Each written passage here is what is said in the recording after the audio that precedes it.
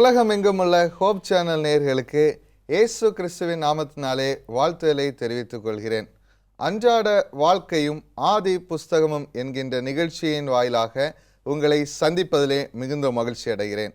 கடந்த நாட்களாக வேதாகமத்தையும் அதை குறித்து சித்தர்கள் புலவர்கள் எவ்வாறு வேதாகமத்தை படித்திருக்கிறார்கள் அதை குறித்ததான காரியத்தை நாம் படித்தோம்.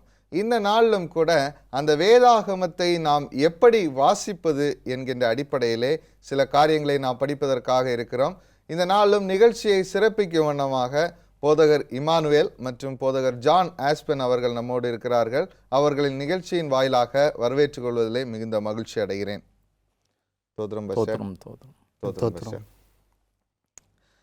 வேதாகமத்தின் முக்கியத்துவம் அல்லது வேதாகமத்தை நாம் எப்படி வாசிக்க வேண்டும் என்கின்ற அடிப்படையில் இந்த நாளிலே நாம் சில காரியங்களை படிக்க இருக்கிறோம். அதன் அடிப்படையிலே இந்த வேதாகமத்தை வாசிப்பதனால் என்ன முக்கியத்துவம் இருக்கின்றது இதை குறித்து போதகர் ஜான் கொஞ்சம் தெளிவாக நீங்கள் சொல்லுங்கள். கண்டிப்பாகவே நாம் பார்த்தோம் அப்படின்னு சொன்னால் வேதாகமத்தை வாசிக்கிறதுனால வேதாகமம் வாசிக்கப்படுவதற்கு நிறைய முக்கியமான காரணங்கள் இருக்கிறது. அதில் ஒரு சில முக்கியமான காரணங்களை நாம் வேதத்தின் அடிப்படையில் பார்க்கும் பொழுது, அங்கே யோசுவா புத்தகத்தில் நாம் வாசிக்கும் பொழுது ஆண்டவர் யோசுவா கிட்ட பேசும் பொழுது அவர் சொல்லுகிறார் பாருங்களேன். வசனம் 7, என் தாசனாகிய மோசே உனக்கு கற்பித்த நியாயப்பிரமாணத்தின்படி எல்லாம் செய்ய கவனமாய் மாத்திரம் மிகவும் பலம் கொண்டு திடமனதாய் இரு அப்படின்னு சொல்லி அங்கே சொல்லுகிறார். அது எந்த அதிகாரத்தில் சொல்கிறாரு? யோசுவா 1ஆம் அதிகாரம் 7வது வசனத்தில் அங்கே நாம் அதை பார்க்குறோம். அது ஏன் ஆண்டவர் சொல்கிறார் அப்படின்னு சொன்னால், மோசே அவங்களுக்கு வழிநெறிகளை கொடுத்திருந்தார். அப்போது மோசையோட பிரமாணத்தின்படி நடக்கும் பொழுது நம்முடைய வாழ்க்கை நல்ல ஒரு முறையில் தெய்வனுக்கு பிரியமான ஒரு முறையில் இருக்குது அப்படின்னு சொல்லி பார்க்குறோம். அதே போல் ஒரு கைடன்ஸாக ஒரு கைடு நம்மளுக்கு வழி காட்டுகிற ஒரு கைடாக அங்கே இருக்கிறத பார்க்குறோம். அது மாத்திரம் இல்லை, சங்கீதத்தில் நாம் வாசிக்கும் பொழுது 1ஆம் சங்கீதம் 2வது வசனத்தில் வேதம் சொல்லுகிறது பாருங்களேன். கர்த்தருடைய வேதத்தில் பிரியமாயிருந்து இரவும் பகலும் அவருடைய வேதத்தில் தியானமாயிருக்கிற மனுஷன் பாக்கியவானாம். அப்போது பாக்கியவான மனிதர்கள் அல்லது நல்ல மனிதர்கள் என்ன செய்கிறாங்க அப்படின்னு சொன்னால், தங்களுடைய நேரத்தை அல்லது தங்களுடைய ஆர்வத்தை வேதாகமத்தில் காட்டுகிறார்கள். அப்போது வேதாகமத்தை வாசிக்கும் பொழுது நம்முடைய வாழ்க்கை ஒரு பூரணமாக ஒரு புதிதாக தூய்மை உள்ளதாக மாறுகிறதை நாம் அங்கே பார்க்குறோம். அது மாத்திரமல்ல, அதே சங்கீதத்தில் 119ஆம் சங்கீதம் 11வது வசனம் சொல்லுகிறது பாருங்களேன். அங்கே தாவீது பக்தர் பாடுகிறார், நான் உமக்கு விரோதமாய் பாவம் செய்யாதபடிக்கு உமது வாக்கை என்னுடைய இருதயத்தில் வைத்தேன். சரிங்களா? அப்படின்னா நம்முடைய அன்றாட வாழ்க்கையில தவறு செய்யக்கூடாது அப்படின்னா இந்த வேதாகமத்தை நம்ம வாசிக்கணும் இல்லையா? கண்டிப்பாக நம்முடைய வாழ்க்கையில் தவறான காரியங்கள், பாவம் என்று அழைக்கப்படக்கூடிய காரியங்களை நாம் செய்யாமல் தவிர்க்கிறதற்கு வேதாகமத்தை வாசித்து அதை நம்முடைய இருதயத்தில் வைத்து கொண்டோம் அப்படின்னு சொன்னால், நாம் ஒருவேளை தவறான காரியத்துக்குள்ளாக ஈடுபட போகிறோம் அல்லது தவறான காரியம் நம்முடைய இருதயத்தில் தோணுது அப்படின்னு சொன்னால், அது நமக்கே நாமே ஒரு நெறியாக அது தவறு என்று சொல்லி புரிந்து கொள்ளுகிறதற்கு இந்த வேதம் முக்கியமாக இருக்கிறதையும் நாம் பார்க்குறோம். ஒரு ஜனக்கூட்டத்தை குறித்து இந்த வேதம் சொல்லுகிறது. அப்போஸ்தலர் 17ஆம் அதிகாரத்தில் நாம் வாசிக்கும் பொழுது அங்கே ஒரு பட்டணத்தாரை குறித்து சொல்லப்படுகிறது பாருங்களேன். 17வது அதிகாரம் 10வது வசனம், உடனே சகோதரர் காலத்திலே பவுலையும் சீலாவையும் பிரேயா பட்டணத்துக்கு அனுப்பிவிட்டார்கள். அவர்கள் அங்கே சேர்ந்து யூதருடைய ஜெபாலயத்திற்கு போனார்கள். சரிங்களா? அது மாத்திரம் இல்லை, அங்கே பிரேயா பட்டணத்தை அங்கே குறிப்பிடுகிறாங்க. பவுலும் சீலாவும் அங்கே போகிறதையும் பார்க்குறோம். 11வது வசனம் தான் மிக முக்கியமானது. அந்த பட்டணத்தார், பெரியா பட்டணத்தார் என்ன செய்தாங்க அப்படின்னு சொன்னால், மனோவாஞ்சையாய் வசனத்தை ஏற்றுக்கொண்டு காரியங்கள் இப்படி இருக்கிறதா என்று தினம்தோறும் வேத வாக்கியங்களை ஆராய்ந்து பார்த்ததினால் தெசலோனிக்கேயாவில் உள்ளவர்களை பார்க்கலும் நற்குணசாலிகளாய் மாறினார்கள். அப்போது நற்குணசாலிகளாகவும் மற்ற எந்த மக்களை காட்டிலும் மற்ற எந்த ஒரு மனிதனை காட்டிலும் நம்முடைய வாழ்க்கை உயர்ந்ததாக உன்னதமாக இருக்கணும் அப்படின்னா மற்றவர்களை காட்டிலும் நாம் மனோவாஞ்சியாக காரியங்கள் இப்படி இருக்கிறதா என்று சொல்லி ஆராய்ந்து வேதத்தை படிக்கணும் அப்படிங்கிறத நாம் பார்க்குறோம். அப்போது வேதாகமத்தை படிக்கிறதுனால எவ்வளோ நமக்கு முக்கியமான காரியங்கள் நம்முடைய வாழ்க்கையில் வருது. இதுதான் வேதாகமத்தினுடைய முக்கியம். நம்முடைய வாழ்க்கை மாறுகிறது, பாவத்தை காமிக்கிறது. அது மாத்திரம் அல்ல, நம்முடைய வாழ்க்கை புதிதாகுது, மற்றவர்களை காட்டிலும் நாம் மேன்மை உள்ளவர்களாக மாறுகிறோம் அப்படின்னு சொல்லி இங்கே பார்க்குறோம். ஒரு பழமொழி கூட சொல்லுவாங்க இல்லையா, கற்றது கைமண் அளவு, கல்லாதது கடல் மண் அளவு. இப்போது வேதத்தை தினந்தோறும் நம்ம படிக்க படிக்க இன்னும் அதிக காரியங்களை நாம் கற்றுக்கொண்டே இருக்கலாம் இல்லையா? ஆமாம், அதை பற்றி சொல்லும் பொழுது அங்கே நம்முடைய குணலட்சணங்கள் மாறுகிறது, நம்முடைய இருதயத்தின் யோசனைகள் தூய்மையாகிறதையும் நாம் அங்கே பார்க்குறோம். இந்த வேதத்தை வாசிக்க வாசிக்க நம்முடைய அன்றாட வாழ்க்கை முறைகள் மாறுகிறத நம்ம பார்க்குறோம் இல்லையா? சரி, முக்கியமாக பவுல் ஒரு வாலிப ஊழியக்காரனுக்கு ஆலோசனையாக எழுதுகிறார். 2 தீமோத்தி புத்தகம் 2வது அதிகாரம் 15வது வசனத்தில் எழுதும்போது எழுதுகிறாரு. என்ன அப்படின்னு சொன்னால், நம்ம வாலிப பிராயத்தில் இருந்து கர்த்தருடைய வசனத்தை கவனமாக வாசிப்பதில் நம்முடைய கவனம் இருக்கணும். ஒரு வசனம் சொல்லுது, வாசிக்கிறேன். 15வது வசனம், 2 தீமோத்தேயு 2:15. நீ வெட்கப்படாத ஊழியக்காரனாயும் சத்திய வசனத்தை நிதானமாய் பகுத்து போதிக்கிறவனாயும் உன்னை தேவனுக்கு முன்பாக உத்தமனாகவும் நிறுத்தும்படி ஜாக்கிரதையாக இரு அப்படின்னு சொல்கிறார். சத்திய வசனத்தை நிதானமாய் பகுத்து போதிக்கிறவனாய் அப்படின்னு சொன்னால், நம்ம சத்திய வசனத்தை நம்ம வாசித்ததை நிதானமாக போதிக்கக்கூடிய ஒரு இது, ஆழ்ந்து தியானித்து அதை சொல்லக்கூடியவர்களாக இருக்கணும் அப்படின்னு சொல்லி, அதுதான் ஒரு நல்ல ஊழியக்காரனுடைய குண மேம்பாடுக்கு உதவியாக இருக்கும். இந்த வசனங்களை எல்லாம் நாம் பார்க்கும்போது வேதத்தை நம்முடைய வாழ்க்கையில் தினந்தோறும் வாசித்து நம்மளுடைய குணத்தை மாற்றணும் அப்படின்னு சொல்லிட்டு வேதம் சொல்லுது இல்லையா? நிச்சயமாக அருமையான கருத்துக்களை பகிர்ந்து கொண்டீங்க. ஒரு சிறிய இடைவேளைக்கு பிறகு மீண்டுமாக நாம் நிகழ்ச்சிகளாக வருவோம். பிரியமானவர்களே, ஒரு சிறிய இடைவேளைக்கு பிறகு மீண்டும் நிகழ்ச்சி தொடரும். பிரியமானவர்களே, இடைவேளைக்கு பிறகு மீண்டும் சந்திப்பதில் மிகுந்த மகிழ்ச்சி. வாருங்கள் நிகழ்ச்சிக்குள்ளாக கடந்து செல்வோம். அருமையாக வேதாகமத்தை குறித்து நாம் படித்து கொண்டிருக்கிறோம் இல்லையா? இந்த காலத்திலே வாலிபர்கள் வழி தவறி செல்கிறத நம்ம பார்க்குறோம் இல்லையா? போதகர் ஜான் இதை குறித்து சொல்லுங்க. வேதாகமத்திலே வாலிபர்களுக்கு ஏதாவது ஆலோசனை தேவன் கொடுக்கிறாரா? கண்டிப்பாகவே வேதம் நமக்கு, அதாவது வாலிபர்களுக்கு நிறைய காரியங்களை வலியுறுத்துகிறது. அதில் மிக முக்கியமாக அடிப்படையான காரியமாக பார்க்கும் பொழுது, பிரசங்கி எழுதும் பொழுது, சாலமோன் எழுதும் பொழுது 12ஆம் அதிகாரத்தில் முதல் வசனம் சொல்லுகிறது, வாலிபரை குறிப்பிட்டு சொல்லுகிறதை நாம் அங்கே பார்க்கிறோம். என்ன அப்படின்னா, பிரசங்கி 12:1, நீ உன் வாலிப பிரயாயத்திலே உன் சிருஷ்டிகரை நினை அப்படின்னு சொல்லி பார்க்குறோம். சரிங்களா? அந்த வசனம் தொடருது, தீங்கு நாட்கள் வராததற்கு முன்னும் எனக்கு பிரியமானவைகள் அல்ல என்று நீ சொல்லும் வருஷங்கள் சீராததற்கு முன்னும். அப்போது தேவனை நினைக்கணும். வாலிபர்கள் தங்களுடைய வாலிப பிராயத்தில் எப்படி இருக்கிறாங்க அப்படின்னு சொன்னால், தங்களுடைய முழு பலத்தோடு இருக்கிறாங்க. எல்லா காரியத்தையும் ஆர்வமாக செய்கிறதற்கான பலனும் சத்துவமும் அவங்களுக்கு இருக்குது. அது சரியான காரியங்களாக இருந்தாலும் சரி, தவறான காரியங்களாக இருந்தாலும் சரி, அதை செய்கிறதற்கான அந்த ஒரு உற்சாகம் அவங்களுடைய உடம்புல இருக்கும் பொழுது தேவனை தேடணும்.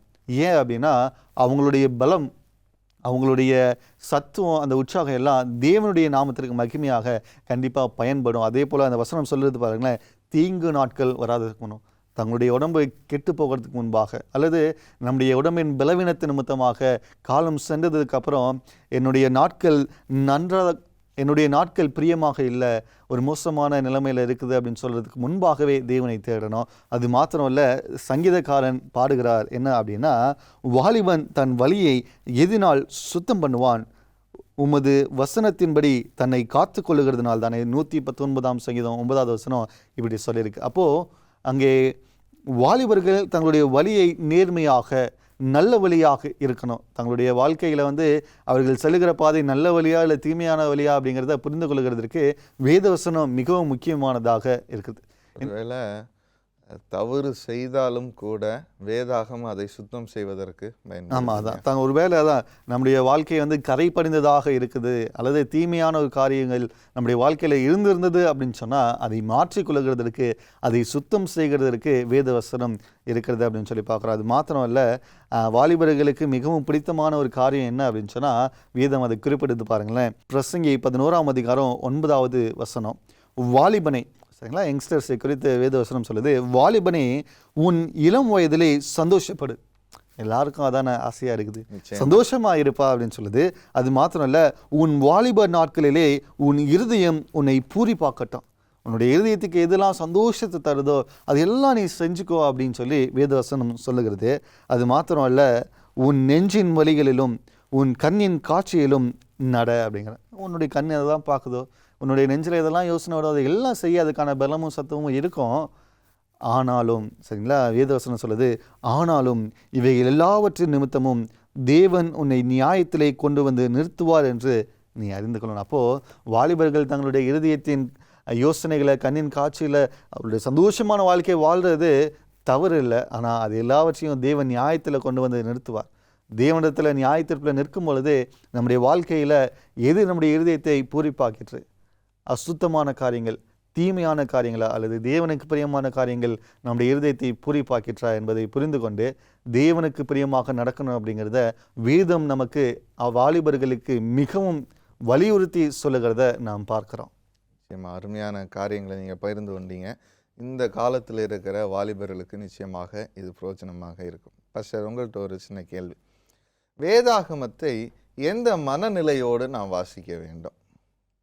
இன்றைக்கி பார்த்தீங்க அப்படின்னா டைம் ஆகிடுச்சு, சும்மா பைபிளை திறந்து வாசிச்சுட்டு போகிறவங்க இருக்கிறாங்க, அல்லது ஏதோ கடமைக்காக வாசிக்கிறவங்களும் இருக்கிறாங்க. ஆனால் உண்மையாகவே வேதாகமத்தை எந்த மனநிலையோடு நாம் வாசிக்கணும்? இது ஒரு நல்ல ஒரு கேள்வி. ஆனால் வேதத்தை வாசிக்கின்ற, அதாவது அனுதினமும் வாசிக்கின்ற நிறைய பேர் எனக்கு நல்லா தெரியும். அதில் அநேக பேர் நல்ல குணசாலிகளாக கிறிஸ்துவ மாண்புகளை வெளிப்படுத்துகின்றவர்களாக இருக்கிறார்கள். அதே நேரத்தில் சிலவங்க ரெகுலராக வாசிக்கிறவங்கள எனக்கு தெரியும், அவங்ககிட்ட அதை மாதிரி மாண்புகளும் குணங்களும் காணப்படவில்லை. பழி வாங்கக்கூடிய எண்ணம் இல்லைன்னா இது நம்ம அனுபவ வாழ்க்கையில் நம்ம நிறைய பேரை பார்க்கலாம். ஆமாம், இதில் என்ன குறைபாடு, வேதத்தில் குறைபாடா அப்படின்னா அப்படி கிடையாது. நாம் அந்த வாசிக்கக்கூடிய அந்த சிந்தை இருக்குது பார்த்திங்களா, மனநிலை, அதுதான் ரொம்ப மிகவும் முக்கியமான ஒரு காரியம். இப்போ நீங்கள் பொதுவாக வாசிப்பு அப்படிங்கிறது அது எவ்வளவு விஞ்ஞானங்கள் பெருங்கினாலும் சரி, இன்றைக்கி யூடியூப், ஃபேஸ்புக், சோசியல் மீடியா நிறைய இருந்தாலும் சரி, புத்தக வாசிப்பு அப்படிங்கிறது ஒரு முக்கியமானது. அது ஒரு மனுஷனுடைய வாழ்க்கையை மாற்றும். புத்தகம் நான் பொதுவாக சொல்கிறேன். அந்த வாசிப்பு அப்படிங்கிறது இன்றைக்கு இருக்குது. நம்ம உலகத்தில் நிறைய இருக்குது. இன்றைக்கி அரசியல் சார்ந்த பத்திரிகைகள் இருக்குது, அதே போல் பொழுதுபோக்கு சார்ந்தது இருக்குது, இல்லை சினிமா ஓரியன்ட் நிறைய இருக்குது. இதை மாதிரி நிறைய இருக்குது. அவங்க அந்த சிந்தையில் உள்ளவர்கள் அந்த சிந்தையில் உள்ளதை வாசிப்பதற்கு ஆவலாக இருக்கும், விளங்கி கொள்வதும் இலகுவாக இருக்கலாம். ஆனால் இந்த வேத புத்தகத்தை அதே மனநிலையோடு வாசிப்பது என்பது ஒரு சரியான ஒரு போக்காக இருக்காது. ஏற்கனவே நம்ம ஒரு வசனம் படித்தோம், ஞாபகம் இருக்கான்னு தெரியல. ஏசாயா 55வது அதிகாரம் 8-9 வசனங்கள். என் நினைவுகள் உங்கள் நினைவுகள் அல்ல, உங்கள் நினைவுகளை பார்க்கிலும் என்னுடைய நினைவுகள் வானத்தை பார்க்கிலும் உயர்வாக இருக்கிறது. ஆமாம், வானபரியந்தம் உயர்ந்தது.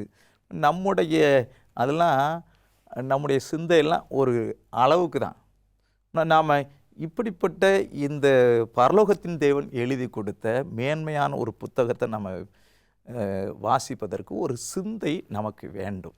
அந்த சிந்தையை நாம் தரித்து கொள்ள வேண்டும் என்பது ரொம்ப மிக முக்கியமான ஒரு காரியம்.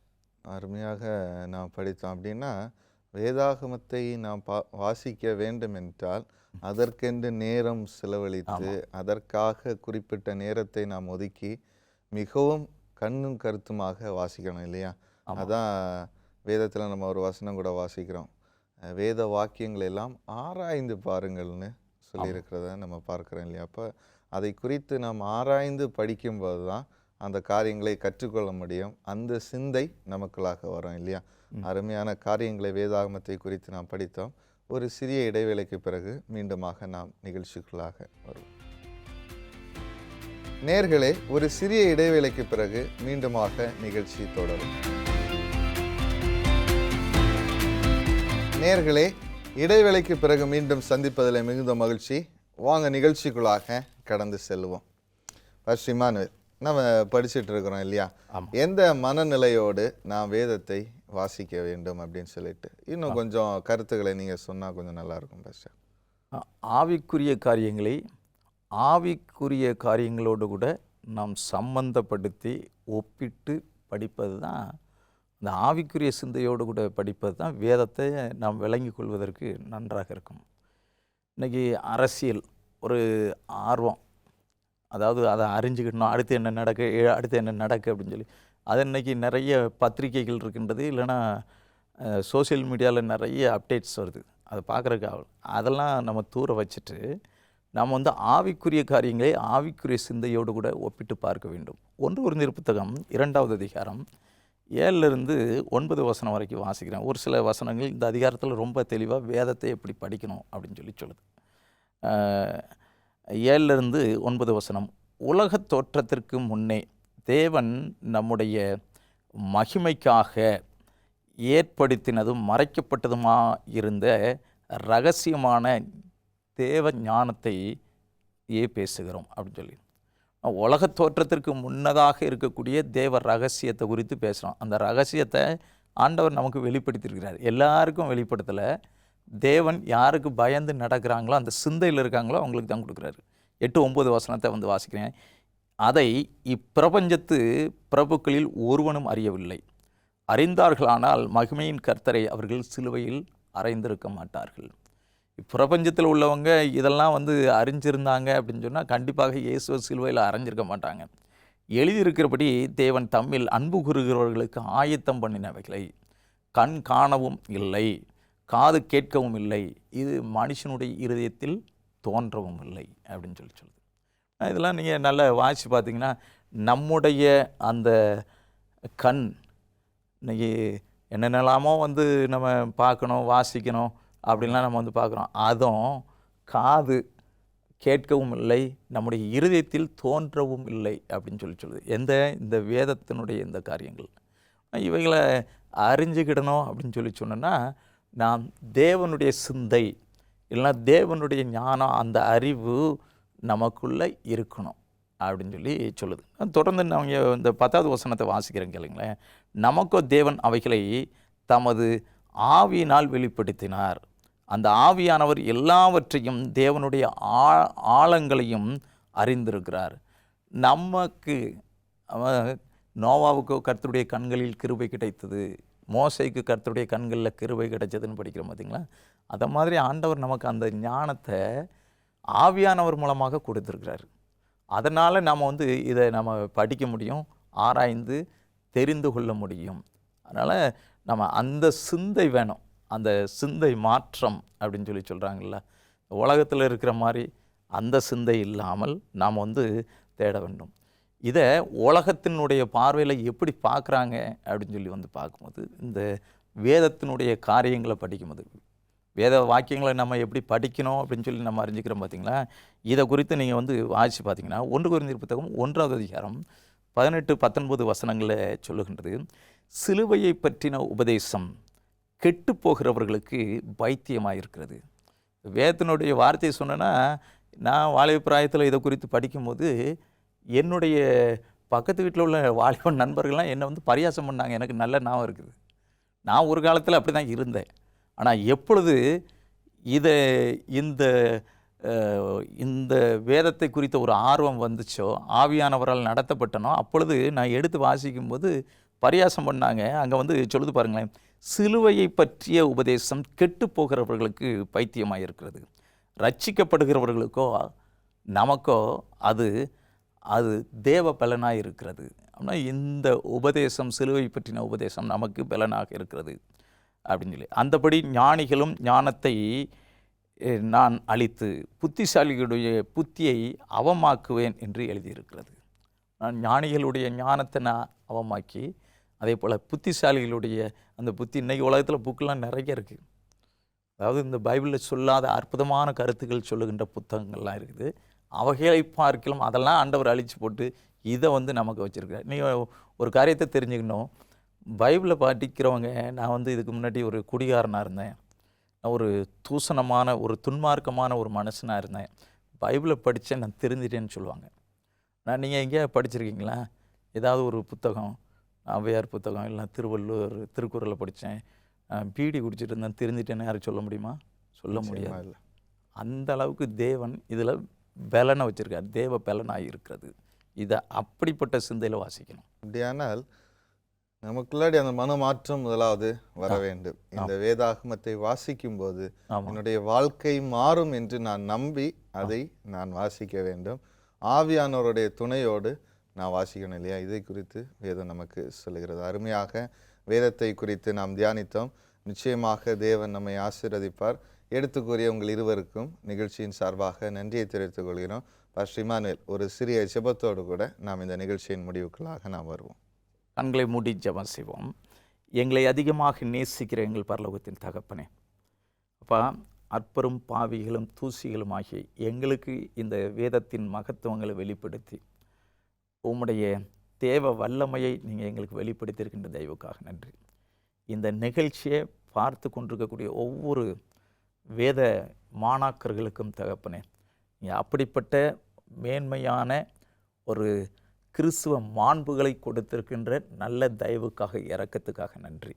எல்லாரும் உம்முடைய வருகை மட்டும் தகப்பனே, நாங்கள் இந்த வேத வாக்கியங்களை நாங்கள் ஆராய்ந்து படித்து நாங்கள் ரட்சிப்பின் கூட்டத்தில் காணப்பட கர்த்தர் உதவி செய்யுங்க. கர்த்தருடைய வேதத்தில் படிக்கிறோம்ப்பா, வேத வாக்கியங்களை ஆராய்ந்து பாருங்கள், அவைகளால் நித்திய ஜீவன் உண்டு என்று எண்ணுகிறீர்களே, என்னை குறித்து சாட்சி கொடுக்கிறவைகளும் அவைகளே. இந்த வேத புத்தகத்தை நாங்கள் உறுதியாக நாங்கள் ஒவ்வொரு நாளும் வாசித்து நாங்கள் உம்முடைய குணத்தில் மேம்படவும், நாங்கள் ஒரு நாள் உம்முடைய வருகையில் தகப்பனே உம்மோடு நாங்கள் இணையவும் கர்த்தர் கிருபையாக அப்படிப்பட்ட வாழ்க்கையை ஒவ்வொரு நாளும் ஆசீர்வதிப்பீராக. இயேசுவின் நாமத்தில் ஜெபிக்கிறோம் நல்ல பிதாவே, ஆமென். ஆமென். நேயர்களே, அன்றாட வாழ்க்கையும் ஆதி புஸ்தகம் என்கின்ற தலைப்பின் கீழாக எவ்வாறு வேதாகமத்தை நாம் படிப்பது என்று சில காரியங்களை குறித்து நாம் படித்திருக்கிறோம். வேத வாக்கியங்களை எல்லாம் ஆராய்ந்து பாருங்கள், அவைகளால் உங்களுக்கு நித்திய ஜீவன் உண்டென்று எண்ணுகிறீர்களே என்று வேதம் சொல்லுகிறது. அப்படிப்பட்ட வேதாகமத்தை நாம் படித்து நித்திய ஜீவனை நாம் சுதந்திரித்துக் கொள்வோம். தேவன் உங்கள் அனைவரையும் ஆசீர்வதிப்பாராக. ஆமென்.